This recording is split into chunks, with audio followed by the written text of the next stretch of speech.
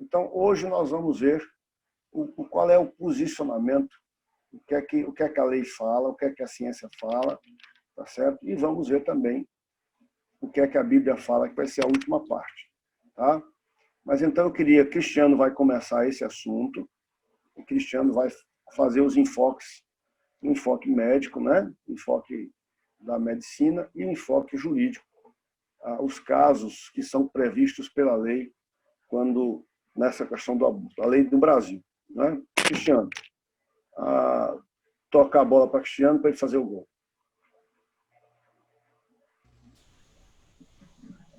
Bem, eu não posso dar um enfoque da medicina, né? Porque eu não sou profissional, mas assim, do que eu sei enquanto estudante. Certo. E o aspecto legal, né? Então, antes da gente entender toda essa situação, a gente precisa entender, do ponto de vista primeiro legal, a partir de quando é considerado um sujeito, né, que a gente chama que tem personalidade jurídica, né, que ele é um indivíduo reconhecido legalmente. Então, a gente tem algumas teorias, é importante que a gente saiba, porque a partir dessa discussão, que todo o conjunto de leis e que todos os outros conjuntos de procedimentos na parte médica são tomados.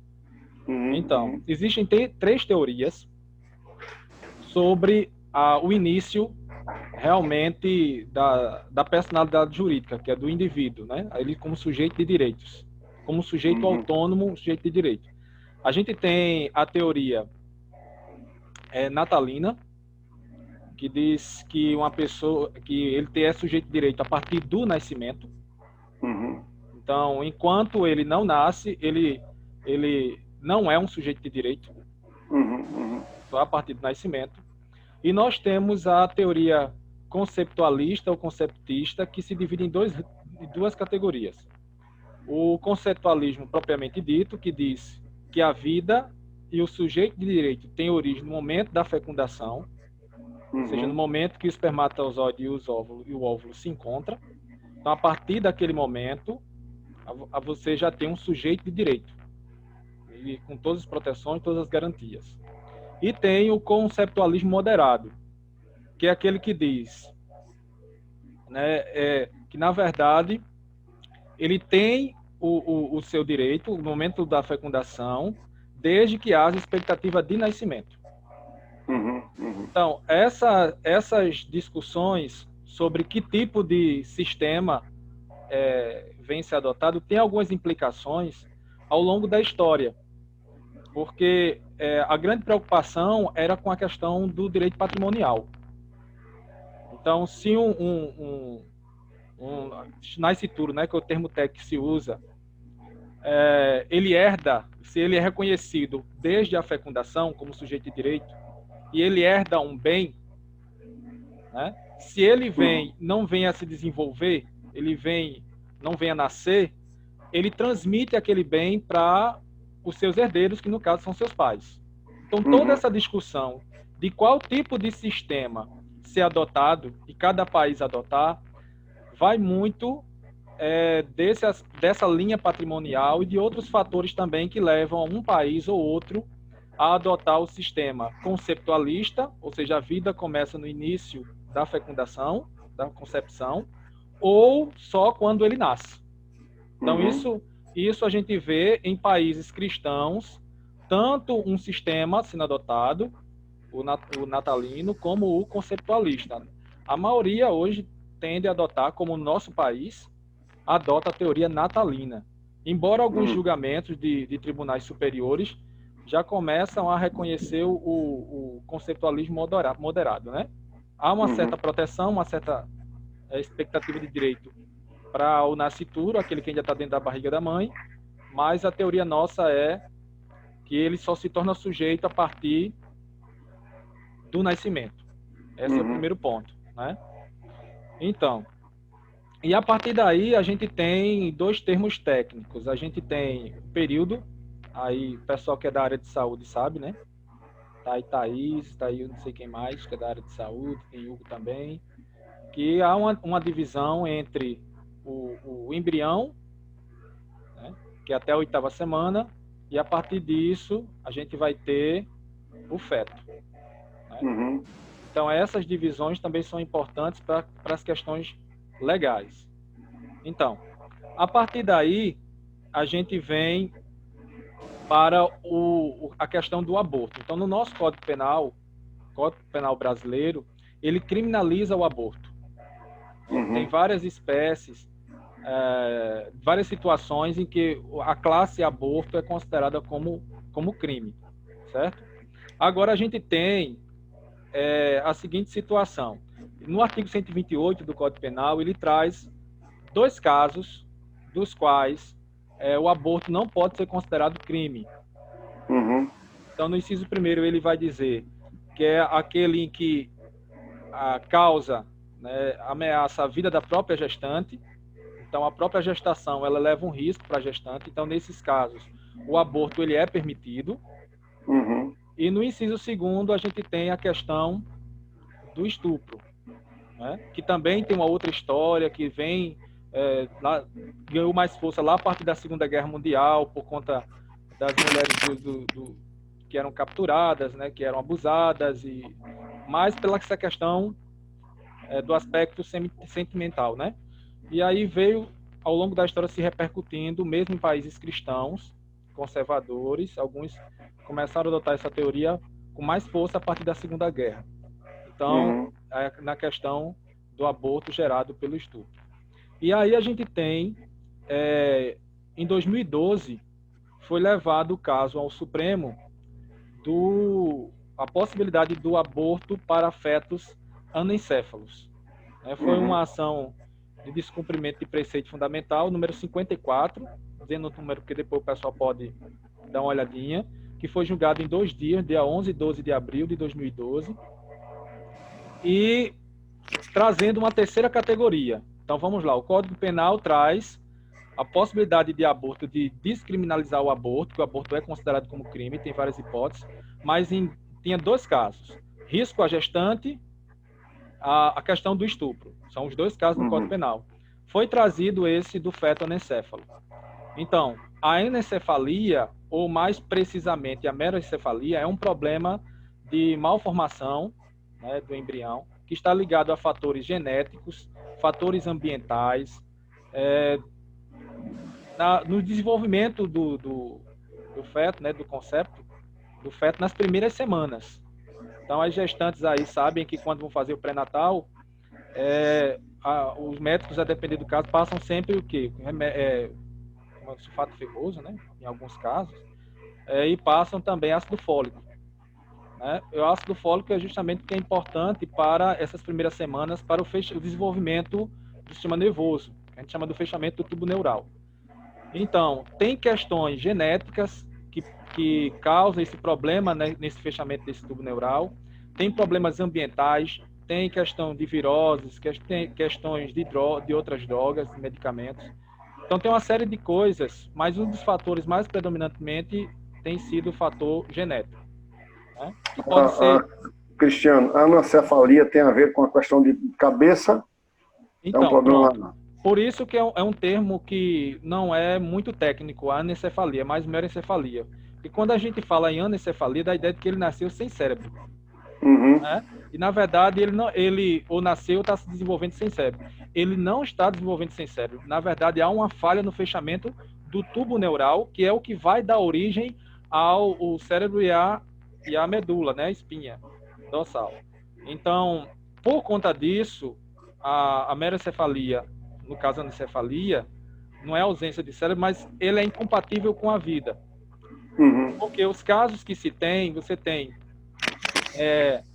mais de 99%, mais ou menos, eles não chegam a nascer, Uhum. Uhum. né? A nascer com vida. E os outros que conseguem nascer, eles sobrevivem horas, alguns dias e algumas semanas. Eles não Uhum. conseguem se desenvolver. Então, baseando-se nesse argumento, foi levado ao Supremo, alegando, né, todo o sofrimento da mulher, a expectativa e depois a questão da frustração e tudo, foi levada ao Supremo, já baseando-se na questão da teoria conceptista, né? Aliás, natalina, que é o que a gente que adota no nosso sistema jurídico. Então, como na verdade ele não é ainda um sujeito de direito, né? De fato, não tem a sua proteção integral, tem algum tipo de proteção. Então, estaria na mão da mãe, da gestante, a decisão de fazer o aborto ou não, já que essa malformação ela é incompatível com a vida.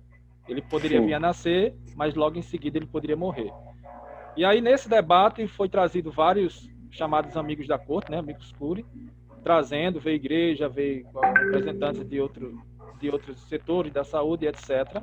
E no final, o Supremo definiu que era mais uma das hipóteses, além do que estava lá no Código Penal, de que esse aborto seria permitido, né, não seria considerado um crime como os outros casos estão lá elencados no Código Penal.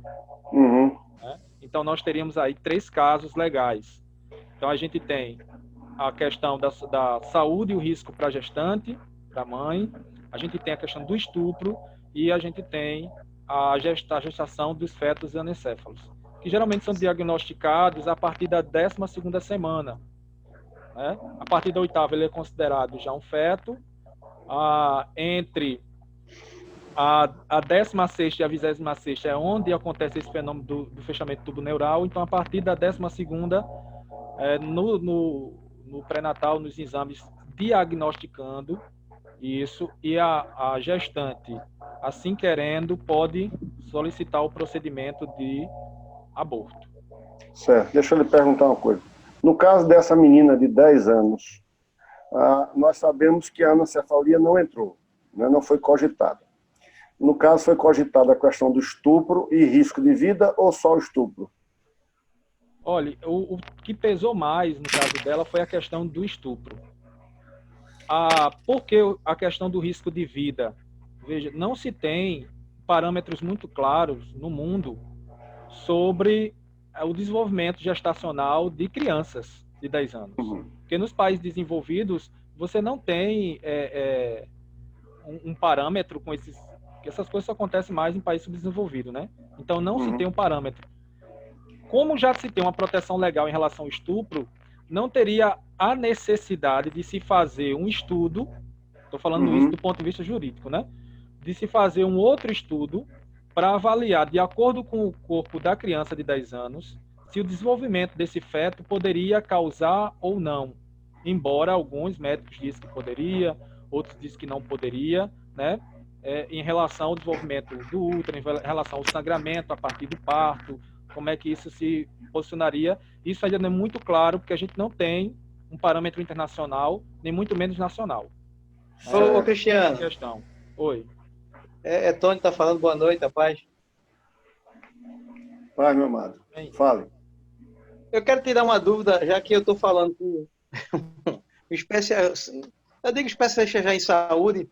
Não, sou estudante, eu não posso nem orientar a conduta. Estou apenas falando do que aprendi na especialista, certo, um especialista jurídico, né? Mas nessas áreas você tem um conhecimento mais amplo do que nós que não ingressamos. Se tratando de uma criança de 10 anos, a gente, nessa idade, ela está inclusa dentro do ECA, o Estatuto da Criança e Adolescente. E tem um artigo, o artigo 229 do ECA, da Constituição Federal, que atribui os deveres de assistir, criar, educar os filhos, como também a responsabilidade dos pais e dever irrenunciável, a prerrogativa de levar conta da vulnerabilidade da criança, do adolescente. O que eu quero entender é o seguinte: se existe uma responsabilidade dos pais nessa decisão do aborto, já existente em lei, que é uma lei que acoberta, né, que protege a criança e adolescente, principalmente ela que é criança, não é nem de adolescente ainda, porque não tem 11 meses e 29, 11 anos, 11 meses, 29 dias. Por que ainda essa atribuição tem que ser levada ao Supremo, que já tem taxado no ECA, que é o pai e a mãe responsável por não ter ou ter o filho através de uma ação tão abominável, né, que é o estupro. Assim, Tony, esse caso não foi levado ao Supremo, né?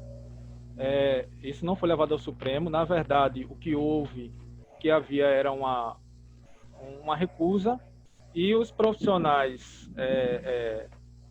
de saúde, alguns, né, têm um certo receio, alguns por questões religiosas, outros por questões técnicas, porque se você vai enquadrar de acordo com o estupro, né, então eles pensam na questão da responsabilidade, porque se ele for causar um aborto, o profissional da saúde, ele for causar um aborto, ele pode responder pelo crime de aborto. Então ele precisa ter um parâmetro técnico para poder caracterizar ali como caso de estupro, Uhum. certo? Então isso não precisa de ir para a justiça. No caso da menina foi porque, pelo que eu entendi, né, houve uma recusa, né? Houve uma recusa, e às vezes é um protocolo informal de alguns profissionais e hospitais dizer assim: recorra à justiça, para que o juiz autorizando, ele não poderia, no futuro, alguém dizer que ele estaria cometendo crime de aborto, que na verdade ele cumpriu uma decisão judicial. Porque Entendi. para poder ele fazer, teria que ter um parâmetro técnico, e aí esse é o problema, né? Porque a lei diz que basta a declaração da gestante, em algumas situações. Mas eles ficam meio pouco receosos, e se essa gestante mudar de ideia, né? Uhum, Então, uhum. Ô, Cristiano, só para terminar minha pergunta, agora assim, levando no ponto de vista cristão que a gente tem, a gente acha que, obviamente, errado, a nível de crença, o aborto, porque você está tirando uma vida desde o início ali, Deus escolheu que ela nascesse. Como nasce um paraplégico, um deficiente mental, entendeu? A gente quer que nasça, isso é a natureza cristã. Agora, levando no ponto de vista que existe lei e que as leis têm que ser respeitadas, há essa necessidade da discussão de não ter o filho agora já numa lei existente, ou era necessário que essa discussão cristã seja feita agora posterior a isso, para que mude o entendimento, porque já existe um entendimento. Então, é mais fácil aceitar o que a justiça determina, porque já existe uma coisa plausível. E que a igreja possa interferir ou tentar interferir nos futuros, né, nos próximos abortos, através dessa situação de estupro.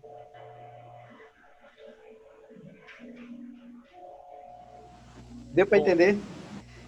eu entendi, mas eu não sei se é uma pergunta ou é uma colocação. Não, responda da melhor forma que você achar.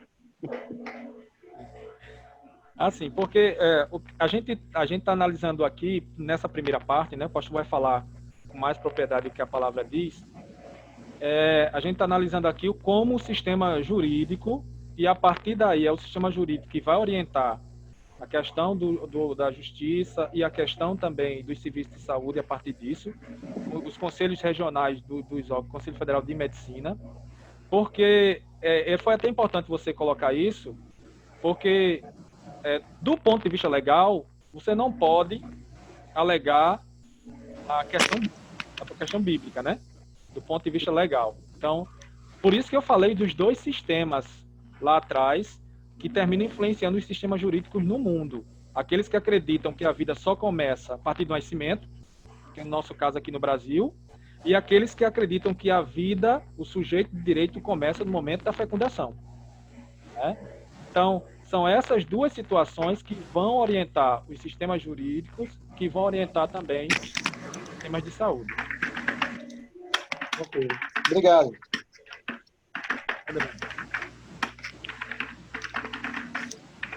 E aí, pastor? Certo. Deixa-me dizer, só fazer uma colocação, que eu ouvi o Silas Malafaia colocando, ele citando o artigo 5º da Constituição, dizendo que o direito à vida é inviolável. Como ele cita isso? Como é que você entende essa colocação que ele fez? Olha, bom, do ponto de vista jurídico, né, nenhum direito na Constituição ele é absoluto. Nenhum. Certo. Tanto que até no nosso país, em tempos de guerra, até a pena de morte ela é permitida, né? Dependendo do contexto. E a outra coisa é o direito à vida, né? Direito à vida de quem? Então, eu estou dizendo que essa interpretação é todo tem direito à vida, mas quem é o sujeito de direito a que essa vida está protegida? Aí a teoria que o nosso sistema jurídico está fundamentado é a teoria natalina. Todos têm direito à Entendi. vida, desde que nasçam, né? Nasçam com vida, e aí, a partir daí, essa vida tem proteção. Existem situações, voltando, que a lei garante os direitos do nascituro, que é aquele que ainda não nasceu. Mas o Uhum. direito amplo é a partir do nascimento, com vida. Certo. Entendi. Eu vi um artigo que dizia assim, que o artigo 5º, o direito é inviolável, o direito à vida é inviolável, e o Código Civil, que os direitos do nascituro estão assegurados desde a concepção no artigo 2º. É isso mesmo? A pessoa que se colocou com razão, porque você está dizendo que a lei diz que é natalina, mas ele está dizendo que é desde a concepção. Artigo Mas 2º do veja, Código Civil. o Brasil é uma custa de retalho, né? A gente adota uma teoria, e depois sai fazendo emendas. Então, quando Uhum, ele diz o direito do nascituro, são direitos de ordem patrimonial, né? Da questão de herança, de todas essas outras questões jurídicas, e uhum, não da questão da proteção absoluta da vida ultrainterina. Entendeu? Tem entendi. essas questões. Aí, voltando ao que Tony colocou, antes de entregar a palavra para o senhor, por isso que é importante esse debate e a gente conhecer, para a gente poder, do ponto de vista que se tem na Bíblia, poder começar a, como ele colocou aqui, né, a influenciar, a se colocar para poder atacar a raiz do problema, Entendi. né, E que é o não, e que não embasa o problema em si. sistema. E não o problema em si, porque senão tem outras coisas que são feitas a partir disso. Entendi. Pessoal, esse é o enfoque jurídico que nós estamos querendo ouvir. Então, vocês já estão, dos que estão me ouvindo, do que ele falou, ficou claro o que é que a Constituição fala, o que é que a lei fala sobre a questão do aborto? Ficou claro? Alguma pergunta? E a gente vai passar para a parte médica agora, para depois entrar na parte bíblica. Eu acho que sim, né? Então, a ideia, Cristiano, que eu queria que você colocasse é assim, a questão médica, você já falou que a criança de 10 anos, mas assim, passa para a gente assim, e você pode ficar tranquilo para fazer outras colocações que você certamente tenha estudado, visto, como essa questão do aborto, como é que funciona o aborto, por exemplo, no caso dessa menina de 10 anos, como é que funcionou o aborto, não é? Como é que funcionou, não? Como é que foi feito o procedimento abortivo? Bem, eu não sei de fato como foi feito no caso dela, né? O que eu posso falar, e Thaís aí tá, Mônica Fernandes pode me ajudar, porque tem a questão das drogas farmacêuticas, né? Já é formada na área aí. Então, existem algumas drogas que elas são utilizadas, que elas podem induzir o parto, né? Sim. Nesses efeitos, né? Além de ter outras drogas que podem, além disso, induzir o parto, reduzir a questão hormonal, né, dos hormônios da gestação, e propiciar toda esse descolamento do, do feto, né, da parede uterina, propiciar essa expulsão. E esse tipo de aborto é o aborto provocado, né? Certo. Aborto intencional. É uma interrupção, né, do curso normal da gestação. A partir de drogas, a partir da questão de emissão de hormônios e etc. Então, como é porque eu vi alguma coisa sobre isso, eles colocando que o sofrimento que a criança ali passa justamente com o processo abortivo, não é? Então, isso realmente procede? Procede porque, assim, você já tem, a depender da fase de desenvolvimento, você já tem um sistema nervoso, ainda que primitivo, ainda que desenvolvimento, né? E quanto mais perto da gravidez, você já tem o sistema nervoso mais completo. Por que eu estou falando disso? Porque é a questão da dor, né? Do sofrimento, de tudo que está acontecendo. É muito importante o senhor falar nisso, porque quando a gente termina se posicionando, colocando, não é se posicionando, é colocando o que a lei diz, né? E como é feito na ciência, dá para entender o pessoal que assim, como se eu fosse o advogado do diabo, né? Como se eu não acreditasse no que a Bíblia diz. Então, essa primeira parte não é isso. A gente está mostrando a realidade e é muito importante a gente manter a sobriedade dentro de um debate, né? Certo. Dentro de uma discussão. Então, o que eu estou mostrando é o que acontece. Então, realmente, há essa questão do sofrimento, porque ele já tem um sistema nervoso em desenvolvimento, então ele dá para perceber as ameaças externas, a interação com a medicação, tem toda essa questão. Mas voltando para o campo jurídico, aí, infelizmente, não há essa proteção ao Entendi. nascituro nesse sentido, né? Quer dizer que a medicação, na verdade, mata a criança para poder, então, ser expelido. Na verdade, é um processo que é conjunto, né?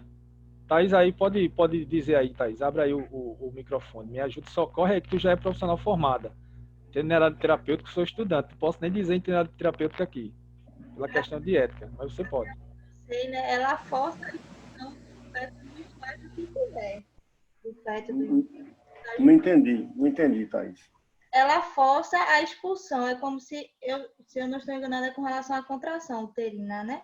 Ela vai forçar a contração e vai, da forma que o feto, o embrião tiver, vai ser colocado para fora. Forçado a ser colocado para fora. Entendi. Porque parece-me que no da menina dos 10 anos, eu vi Silas Malafaia dizendo, ele colocou assim, qual é a diferença?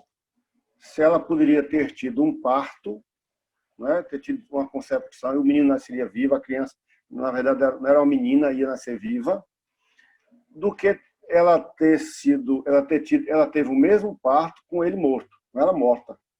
A ideia de que mataram antes, né, houve uma morte antes, para depois tirarem do útero dela.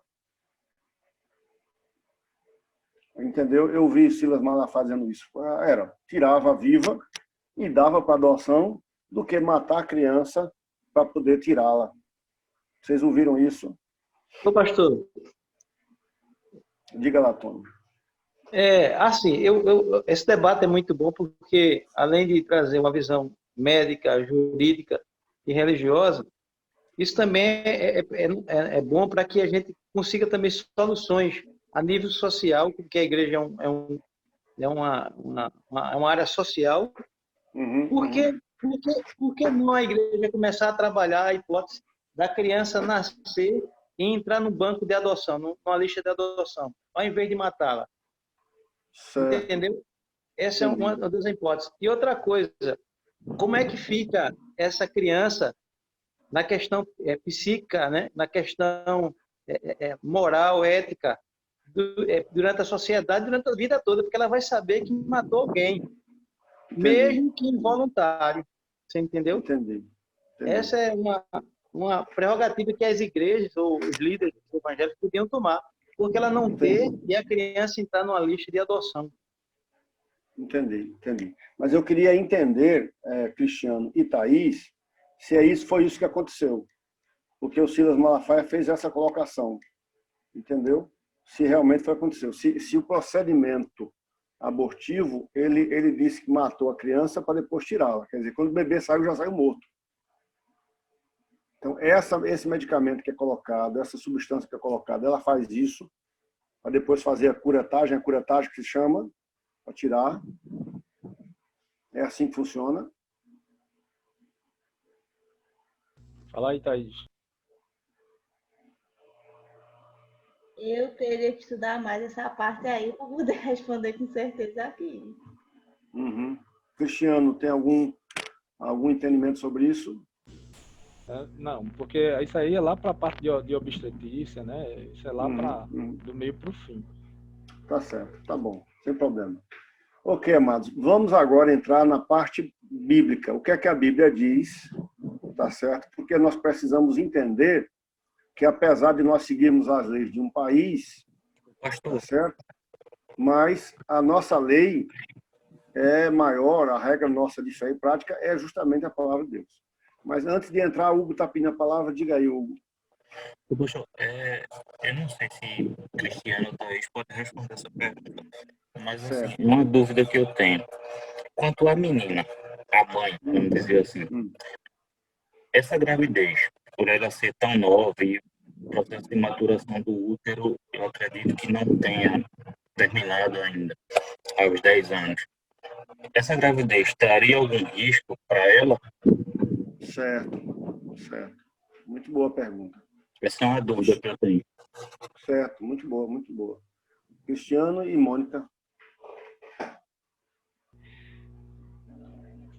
Então, 10 anos. Bom, como eu falei, né?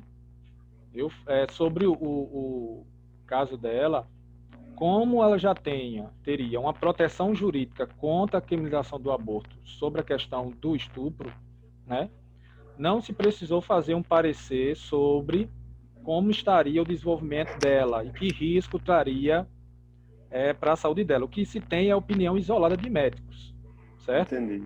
Tem uma parte dos médicos que acreditam que como ela não tem um útero bem desenvolvido, porque a gente está falando de adolescente, está falando de criança, isso poderia ocorrer, né? Tem outros que não, que poderia, né, fazer uma administração e levar essa gestação à frente. E não se tem nenhum parâmetro internacional, porque assim, o Brasil a gente sabe que tem muitos casos de gravidez na adolescência, né? Uhum. E já agora, numa situação dessa de estupro, né, com 10 anos, desenvolvimento de 10 anos, é uma coisa que até na literatura fica difícil de você encontrar parâmetros, teria que fazer um estudo no caso concreto, que não foi feito porque não precisava do ponto de vista jurídico, não é? Entendi. E só uma coisa, pastor, estou lembrando aqui, estou tendo ajuda aqui do colega aqui, assim, a gente não sabe que tipo de droga ele usa, né? Uhum. Mas, assim, teoricamente, do ponto de vista jurídico, o bebê teria que nascer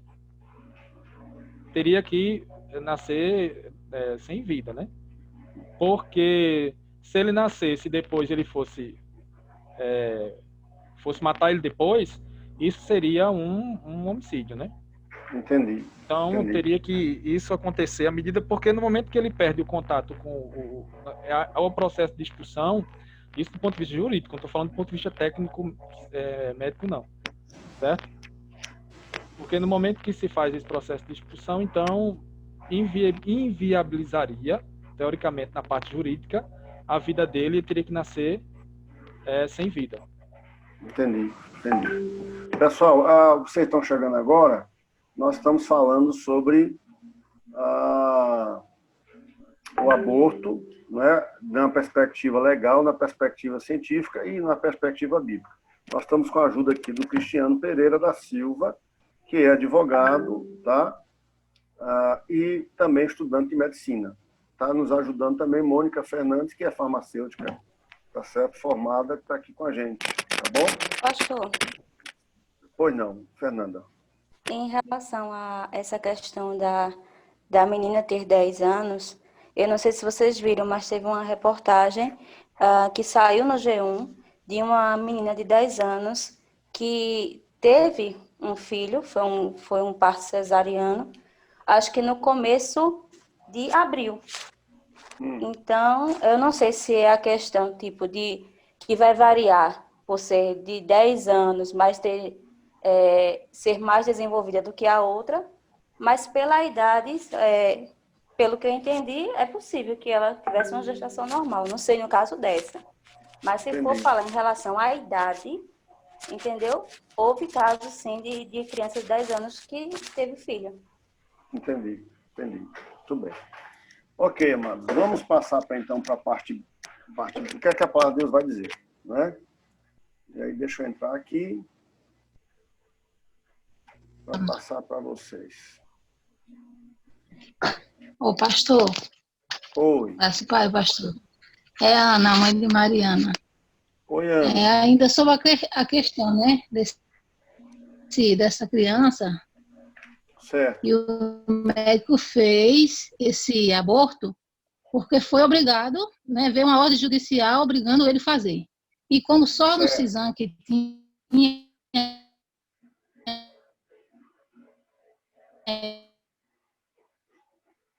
Mariana, nós perdemos a tua voz.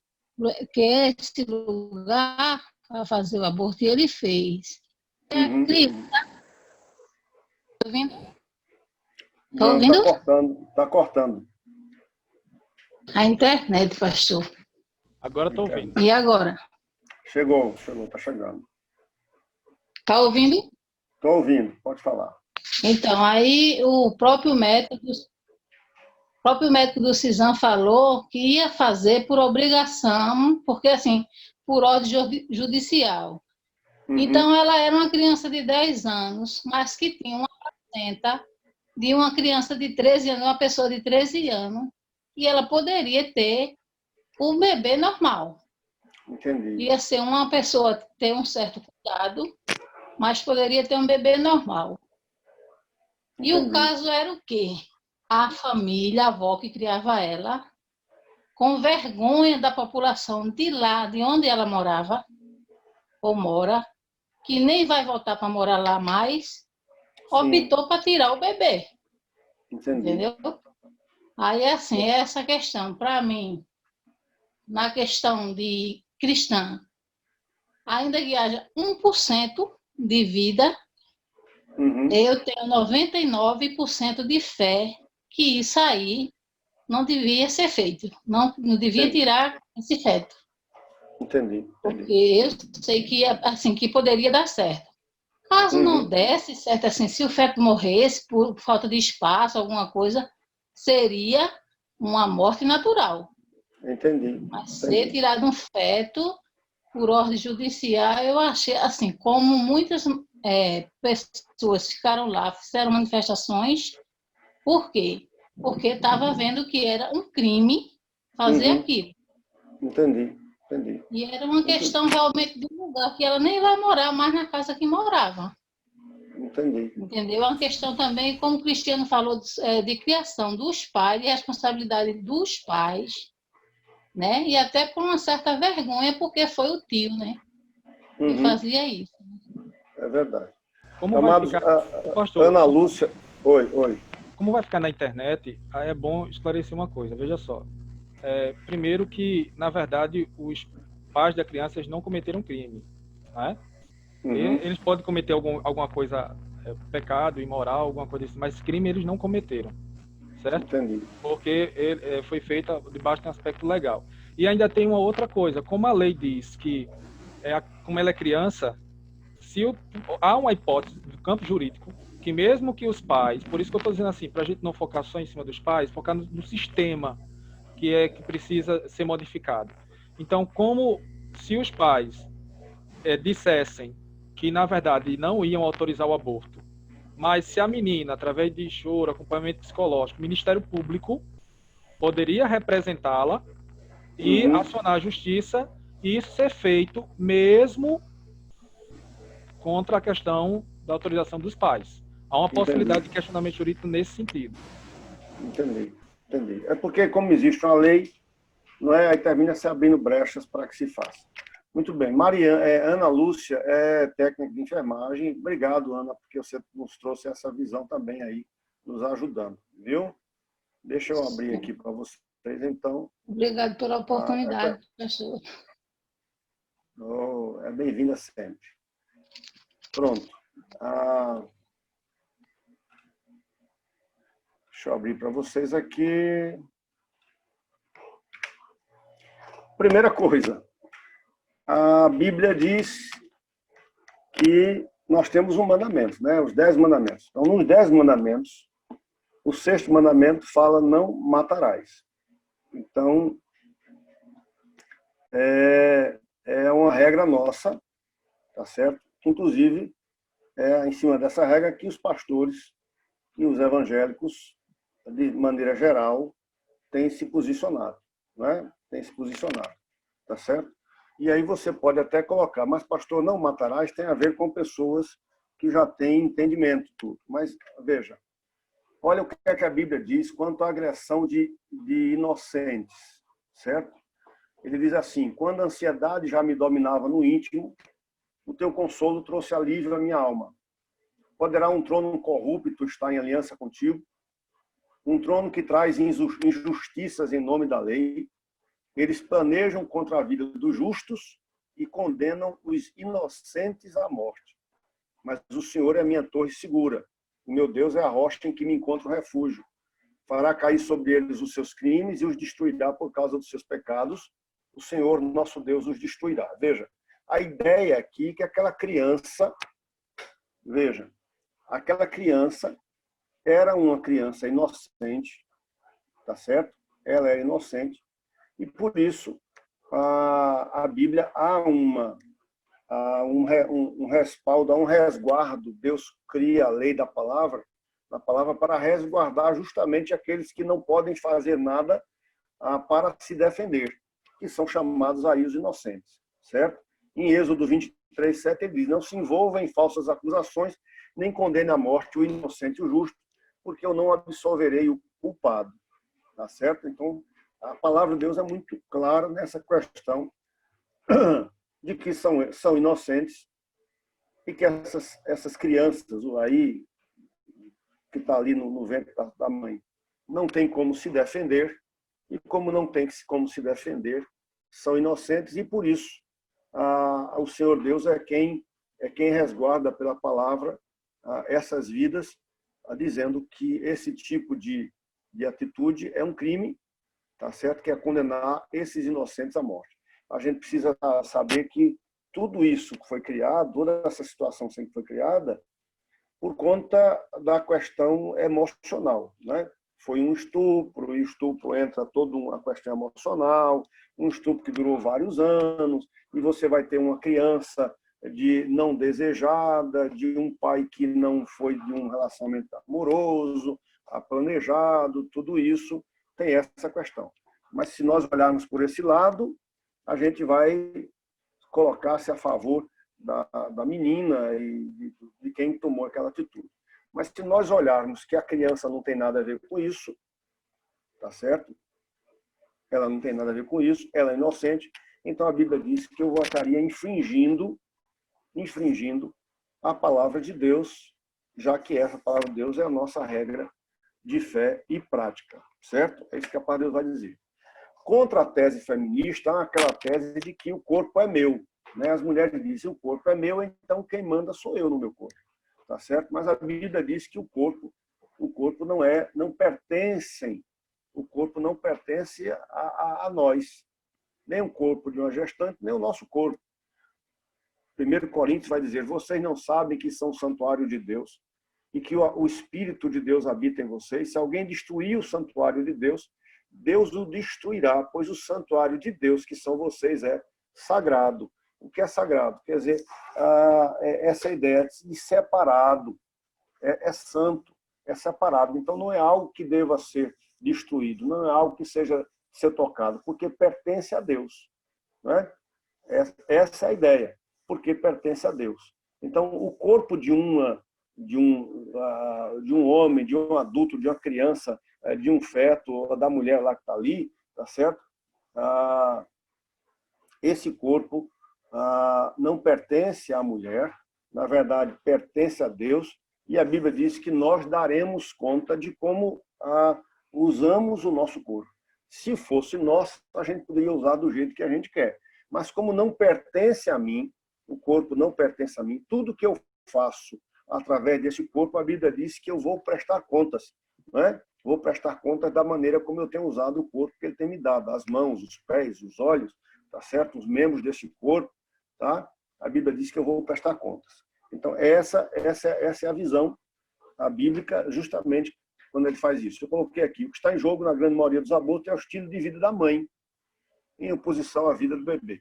E aí eu preciso falar que eu não estou aqui dizendo, eu quero deixar isso muito claro, eu não estou dizendo que essa menina de 10 anos ela foi culpada de alguma coisa. Na verdade, ela não foi culpada. O que a pessoa, aquele homem fez com ela, aquilo ali é digno, justamente, é crime, é pecado, é imoral, isso não existe. Mas eu quero dizer também, como eu estou falando aqui de estupro, eu estou falando aqui de aborto, eu quero dizer o seguinte, que muitos abortos que são cometidos que não tem a ver nada que não tem nada a ver com estupro.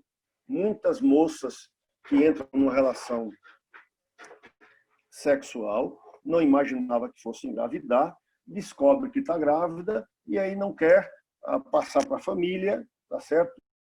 Está com medo, não deseja porque vai complicar a vida dela, estuda uma coisa e outra, aí termina abortando, tá certo? Então eu estou olhando os dois lados, não apenas a questão da menina, a questão do estupro, mas também os muitos abortos que são feitos de maneira aí ilegal, que são feitas em clínicas, que as pessoas pagam e tudo para fazer, como também nos outros países onde isso acontece, tá certo? Justamente a questão é o estilo de vida da mãe, daquela jovem, daquela pessoa.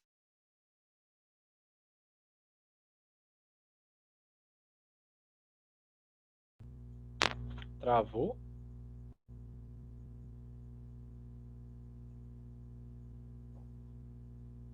Da internet do baixo Travou para saiu. vocês Acho que também? Sim. Alô? Foi muito forte.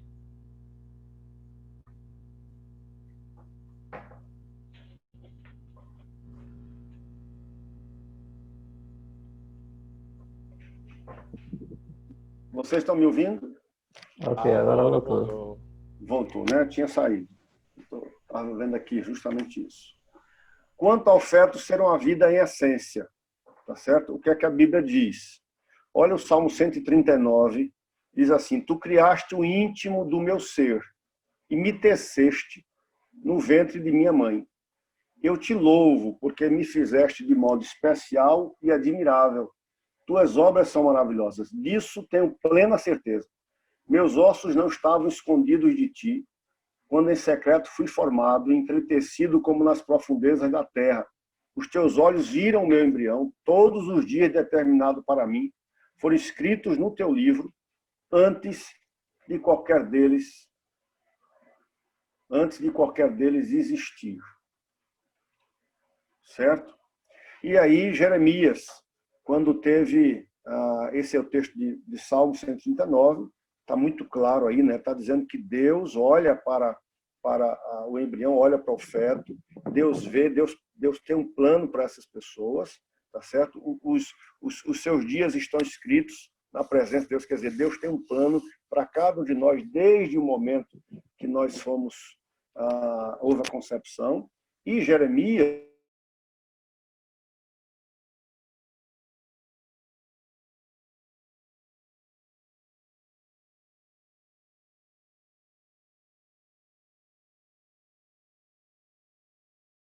Travou de novo. do evento natalino, como o nosso irmão Cristiano falou, antes do evento natalino. Quer dizer, antes dele nascer, Deus já tinha escolhido Jeremias para ser um profeta. E Jó 31:15 diz assim: aquele que me fez do ventre materno não fez também a eles?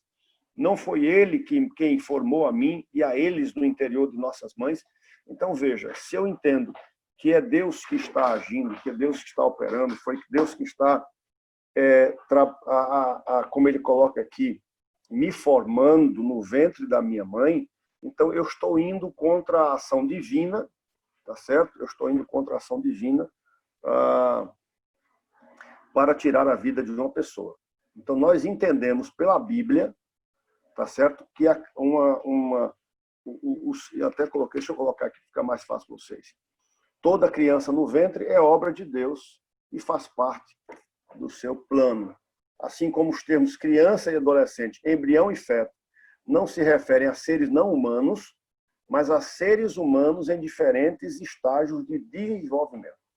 Então, é cientificamente incorreto dizer que um embrião humano ou um feto não é um ser simplesmente porque ele está em uma fase mais prematura do que uma criança. Isso é a mesma coisa que dizer que uma criança não é um ser humano, porque ele ainda não é um adolescente. Percebem?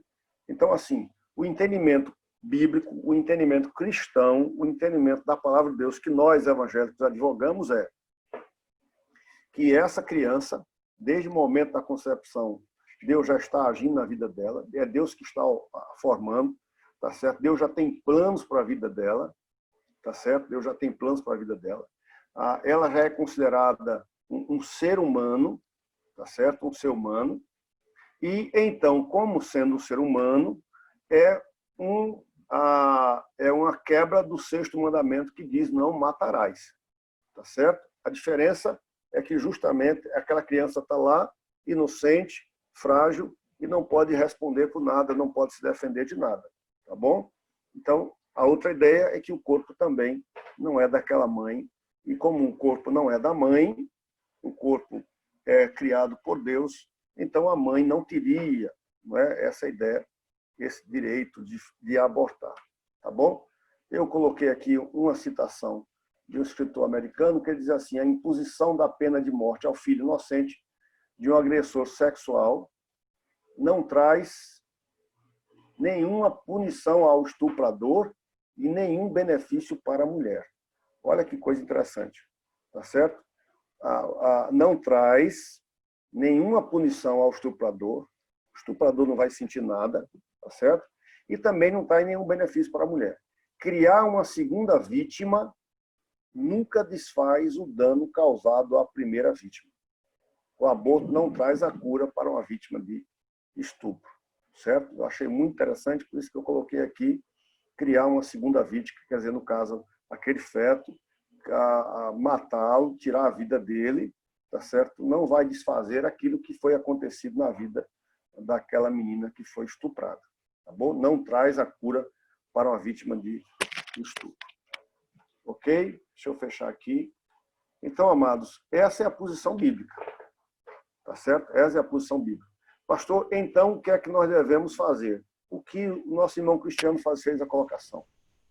Nós precisamos, como cristãos, nos colocar, tá certo? Para dizer isso que nós dizemos. Não é simplesmente estar na porta de um